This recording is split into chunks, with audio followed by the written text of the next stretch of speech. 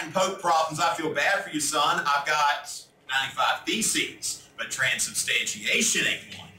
Now, what is transubstantiation, my students ask? That is an AP Euro problem. I think that a few people don't understand what this is. Let me help you get the joke so you can understand this account that you're all following on Twitter, but probably shouldn't be.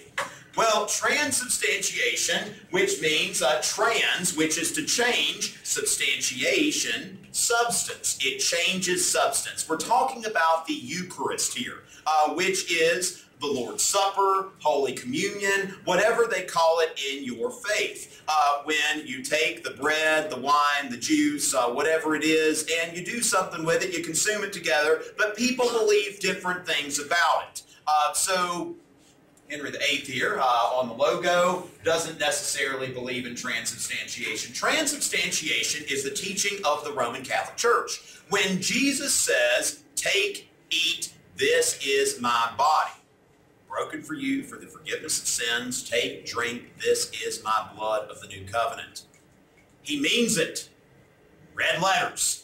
Okay, you look it up. This is Jesus Christ. This is God talking. And he says, "This is my body." Okay, so it's transubstantiation.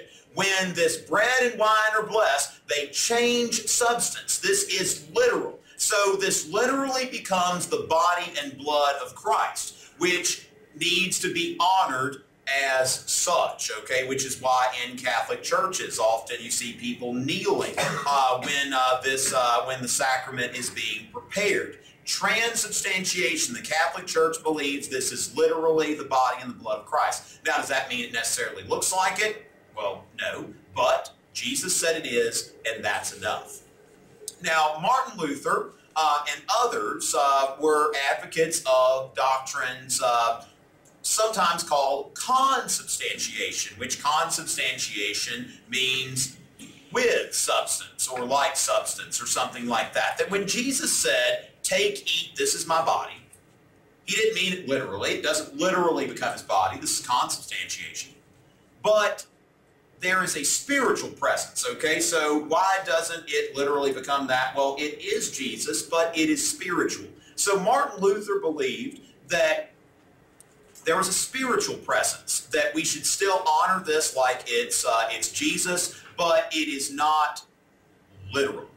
And Luther is offering this as a compromise position because there are some, like Urlich Zwingli, who say that when Jesus says, "Take, eat, this is my body," and he's got bread and he's got wine, he was really, it's a metaphor, okay? It's not, I mean, we all know what a metaphor is, that this is representative. He didn't expect anyone to believe that he was being literal. This is symbolic. So those of you who attend Baptist churches, it's held to be a memorial that when Jesus says, "This is my body," he means that this is just something to remember him by. That's when you go to a Baptist church, you see "in remembrance of me" on the Lord's Supper table. So again, when we're looking at the Eucharist, Holy Communion, the Lord's Supper, whatever you want to call it, there's the Catholic doctrine of transubstantiation. It changes substance. This is my body.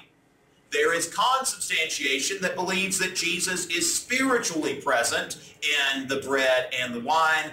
And then there are those like Urlich Zwingli and the radical reformers who believe that it is a memorial, that it is purely symbolic. So next time you look at your favorite Twitter account in preparing for the exam, you'll know what it's talking about. Hopefully you don't have any Pope problems on Wednesday.